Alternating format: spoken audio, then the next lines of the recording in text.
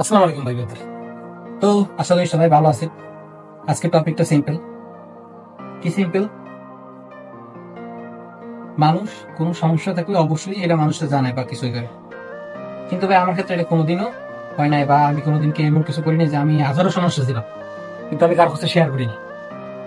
কেননা আমি যদি সবসময় মনে করতাম ব্যক্তিগত প্রবলেম, যার যার প্রবলেম সে সলভ করলে তো ভালো, আর যদি এখন যদি কেউ না পারে সলভ করতে, সেই ক্ষেত্রে শেয়ার করা যায়। এখন টপিক হইছে, আমি বিগত 8-10 দিন ধরে আমার ফেসবুক চ্যাট লিস্ট, মানে চ্যাট লিস্ট রেস্ট্রিকশন এনেছে। কারো যদি আমি মেসেজ দিই, অটোমেটিকলি রেস্ট্রিক্ট খাইতেছে। রিসেন্টলি আমার এক ভাই ব্রাদার আমার কোশ্চেন করছে যে আমি নাকি রেস্ট্রিকশন করে দিয়েছি। এই যে বিষয়টা করছে, ও করছে কেন? যেহেতু ও জানি না, আমার মানে কনভারসেশন নাই, কথা হয় না। কেননা ও আমার মেসেজ দেয় না, আমি ওর মেসেজ দিই না। মাসে একবার, দুইবার, ওই দূরে থাকলে বছরে একবার দুইবার, 6 মাস অন্তরকে একবার। আমার একটা জিনিস খারাপ লাগছে যে ভাই ব্রাদার বছরে যদি আপনি দূরে থাকেন বছরে যে একবার খোঁজ না নেয়, সেই ভাই ব্রাদার যদি আশা করে যে তার খোঁজ আমি নিব বা আপনি নেবেন, তাহলে এটা কেমন করে হইলো? আমার তো হিসাব মিলতেছে না। তো অবশ্যই আপনার কোশ্চেন করবে যে আমি কিরকম ব্যবহার করতেছি বা কিরকম কথা বলতেছি। আমি নিজে থেকে খোঁজ খোঁজ যদি না নেই, তাহলে তারা কেন নেবে? তাদের কি খাইয়ে দেওয়ার দায়টা গেছে? হ্যাঁ, অবশ্যই তাদেরও যখন দায় না ঠেকছে, তাহলে আমি কেন আমার খাইয়ে তাদের খোঁজ দিতে যাবো? কতগুলো অনেক করা লাগবে। যদি ভিডিওটা যারা এই পর্যন্ত দেখছেন তারা স্কিপ করে চলে যান, আর যদি না ভালো লাগে, কারণ এরপর কথা বলে আরো কটু হবে। ছোট কলেজটি আমার একটা ভাই ব্রাদার বলতে পারবে না যে আমি তাদের কাছে স্বার্থের জন্য ঘুরছি। আমার কোনো ভাই ব্রাদার কইতে পারবে না। যদি এই ভিডিওর কমেন্ট লিস্টে কেউ কইতে পারে যে আমি তার কাছে বা তার সাথে স্বার্থের জন্য চলছি, ভাই আমি তার সারা জীবন গোলামি করুন ফ্রি। স্বার্থের জন্য যদি তার পিছনে আমি তার সাথে চলে থাকি বা তার সাথে ঘুরে থাকি, আমার কোনো ভাই ব্রাদার না, আমার কোনো শুভাকাঙ্ক্ষী না, আমার কোনো আত্মীয় স্বজন বলতে পারবে না আমি তার পিছনে তেল মারছি বা আমি আমার ফ্যামিলি দিয়ে চলি। আমার এত এত দূর আসার যত ক্যাপাবিলিটি সব আমার মা। আমার মা যদি না থাকতো, আমি এত এত ক্যাপাবিলিটি চালাই আসতে পারতাম না এত দূর।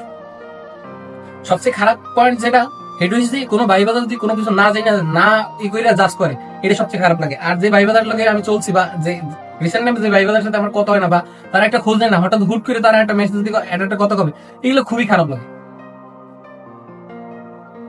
আমার। এখন বিগত আমি 8 থেকে 10টা ভাই বাজার লাগে কন্টিনিউ চলি।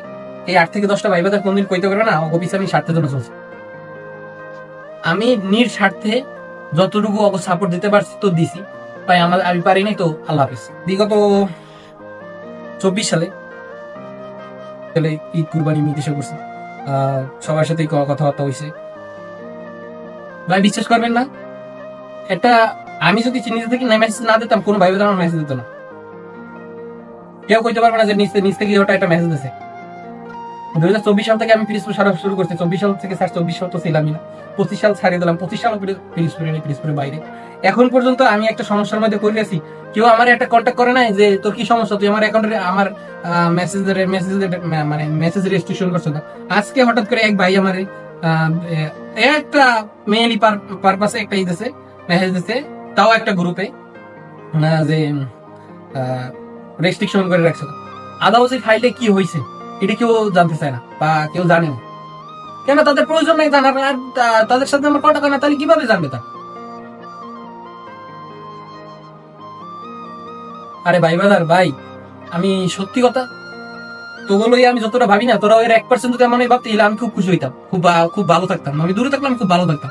তোরা আমার নিয়ে কোনো সময় কোনোদিন ভাবো না, কিন্তু আমি ঠিকই, আমি যদি কোনো জায়গায় চলি বা কোনো ভাই বাদার লাগে আড্ডা দিই, আমার তোর কথা খুব মনে পড়ে। আমি সৌদি আসার আগে আমার ঢাকায় অনেক কটা ভাই বাদার আছে। ওদের সাথে যখন চলতাম, তখন তোদের কথা খুব মনে পড়তো। তোদের কথা খুবই ভাবতাম যে কখন তোদের সাথে আড্ডা দেবো, কখন তোরা একসাথে হবো, কখন একসাথে চা খাবো, কখন একসাথে ঘুরতে যাবো। তখন ওইগুলো মনে ভিতরে কাজ করতো। কিন্তু তোরা যদি কোথাও যাও, তোরা যদি কোনো একটা ইভেন্ট করো বা কোনো একটা কাজ করো, তখন তো তোরা আমরা জানাই করো বা তোর কোনো কিছু করো, তোকে যেটা মনে হয় এটা তোরা করো, কারণ তোকে পাওয়ার এবিলিটি এমন। কিন্তু আমার পাওয়ার এবিলিটি কিন্তু এমন না, আমার পাওয়ার এবিলিটি কিন্তু কম। আমি চাইলেই কোনো কিছু পারতাম না, আমি চাইলেই কোনো কিছু, হ্যাঁ চাইলেই কোনো কিছু পারতাম না, পাইতাম, আমি সবকিছু পাইতাম। আমার আম্মা আমার যত দিতে পারতাম আমার দিত, আমি ওই পারপাসেই চলতাম। আমার কোনোদিন একটা বড় ভাই ছিল না যে আমার 500 টাকা দিবে, নে এই যে চল। আমার বড় ভাই বলতে গেলে আমার আপন আপন না হোক, তারপর মানুষের থাকে না একটা বড় ভাই আছে, চাইলে পরে ভাই এই সমস্যা আছি, সমস্যাটা সলভ করে দাও। আমার ভাই এরকম কেউ ছিল না, আমি এখনো একলাই আছি। ভিডিওটা যে এতদূর পর্যন্ত যদি কেউ কন্টিনিউ করে থাকেন, অবশ্যই ভাই আজকে থেকে এই ভিডিও দেওয়ার পর ভাই বাজার উপর একদম মন উঠে যাবে। আর এই ভাই বাজার নিয়ে আর কোনদিন ভাবা লাগবে না। আগে আগে সবসময় ভাবতাম কি, ও কেরিয়ার এমনি হবে না। এখন বুঝতেছি বিদেশের মাটিতে পাড়া দিয়ে কেরিয়ার কেমনি হয়। সকাল 5টা ডিউটি, 7টা, 9টা থেকে শুরু করে 1:30, আবার 6টা থেকে শুরু করে 11টা। বাংলাদেশ এতক্ষণে সকাল হয়ে যায়। তারপর তারা যখন বলে আইয়া যে তুই একটা মেসেজ দিছো, তুই একটা ফোন দিছো, আরে ভাই ব্রাদার কিছু কর নাই ভাই, তখনই আর কিছু কর নাই। যারা বিদেশের মাটিতে আছে, যারা ভাই ব্রাদার পরিবার থেকে দূরে থাকে, এরাই বোঝে।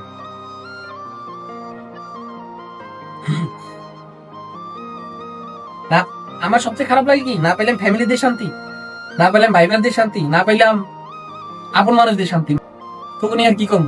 তবে সবসময় দোয়া করি, যে যেখানে থাও, যে স্থানে থাও, খুব ভালো থাক, দোয়া করিস। আর তোগুলো গিয়া মন ভরা ভালোবাসা রইলো, আর এরকম ভালোবাসাই থাকবে সবসময়। ভালোবাসা ছিল আর এরকমই থাকবে।